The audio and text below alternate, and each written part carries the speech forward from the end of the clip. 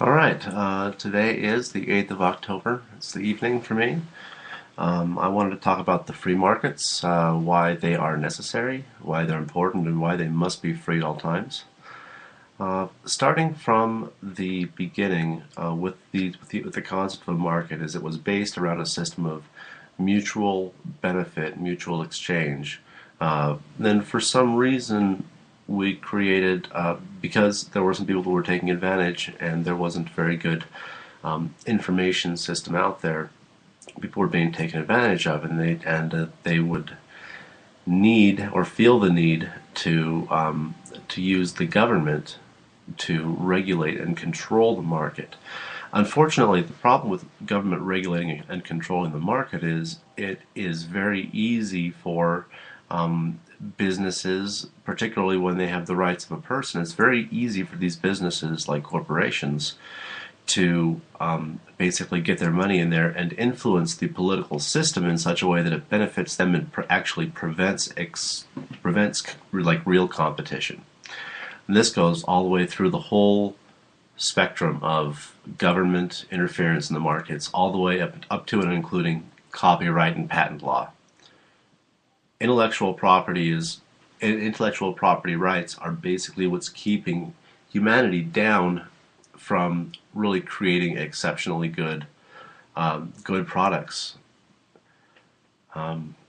because often there are patents that are put out there and patented by different organizations that they design these patents not for the purpose of protecting their own property, but for the purpose of preventing that product from going out on the open market, because they know they won't compete, and so they use their patents that they already have to keep products off the market that could otherwise be wonderful and fantastic.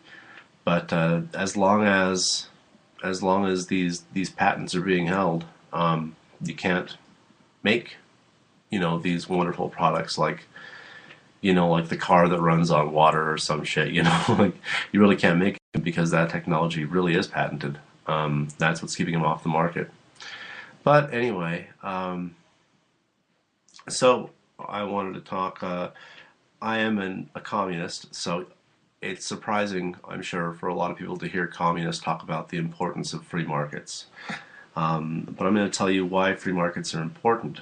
Because if you have a controlled market through the use of the state, it really lends itself to the same kind of corruption that we saw in the USSR and that we saw in North Korea and what we're seeing right now in Vietnam. There just becomes so much control that the state has that it becomes totalitarian in its existence while trying to dissolve itself, and it doesn't work. So anyway, this is sort of why I advocate anarchist communism. I believe that as a voluntarist, I'm an anarchist communist with I come to anarchist communism through voluntarism. So with voluntarism, you have free association. Anybody is allowed to interact as they see fit with anybody else, and nobody has the right to take possession of you or claim ownership over you in any way, because you, I guess, own yourself. I have an issue with the concept of like a person as property, but in the general whole scale of things, I would say that the person, the person is the self, and you really can't own another person. Even if they willingly give it up, you really can't own them, because that's the whole justification for the state, is that people accept it and therefore it's legitimized just because they accept it, and it's not, and that boils down to the concept of people as property, which I really don't agree with. But the idea of owning oneself, being an independent person, that should in its own right be the basis for the equality in human rights and stuff like that. So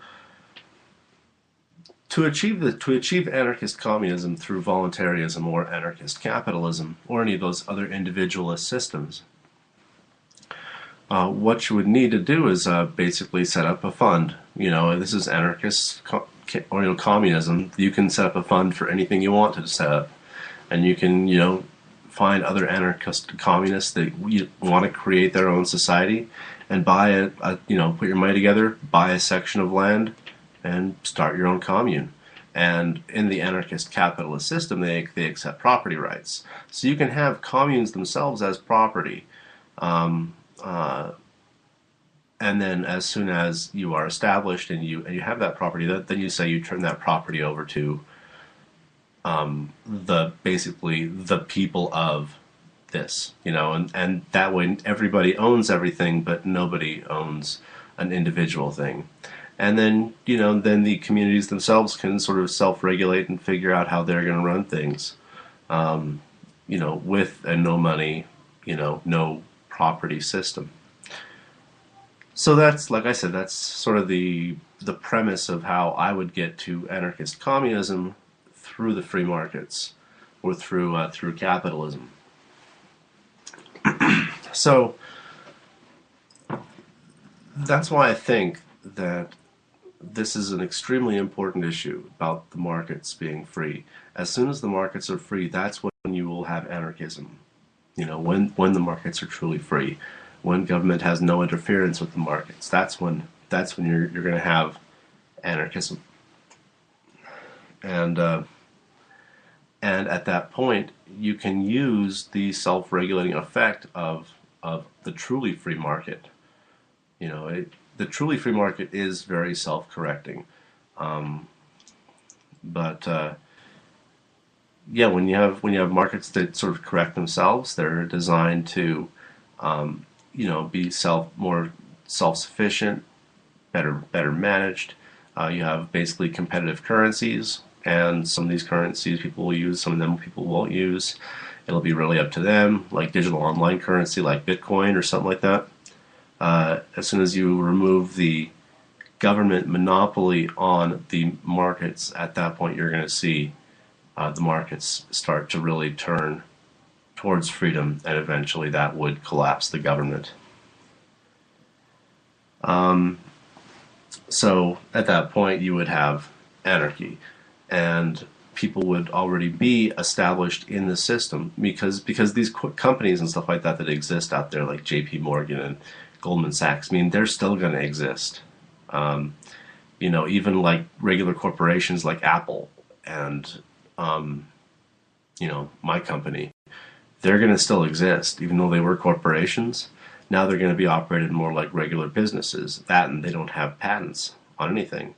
So basically, they're now having to face real competition from everybody else, and that will lead to better access. More competition means typically better wages for people who own businesses. It ends up being for for the people who work for that company. So free markets are just basically a path to really achieving communism. And the way that it's going to have to work is we're going to have to acknowledge that we're not going to convince the whole world of anarchist communism. All right, all we have to do is convince some people, and then when anarchy is established, basically set up a fund, and in this capitalist system, you'd be able to buy your own land and then convert it to the commune. That's the idea. So that's kind of where I'm trying to get at with my new book I'm coming out with. So try and speak to the different factions of anarchism, to try and get them to see where I'm coming from with a perspective of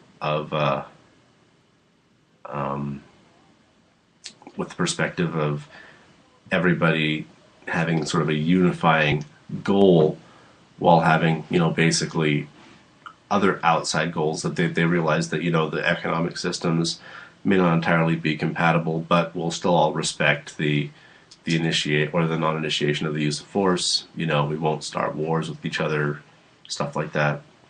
and then at that point, you would have um, the ability to create your own commune, and then let it try and work. So anyway, I'm going to sign off now. I want to leave you with a parting thought that I am an anarchist. I am part of the Vote for Nobody campaign, particularly the Salt Lake City Vote for Nobody campaign. And back in June, I established the Pirate Party of Utah, and I'm looking for some people if you guys are interested in maybe joining and helping out. Anybody, come on, just shoot me an email, and I'll get it done. So I could always use the help. Try and get one big message out there.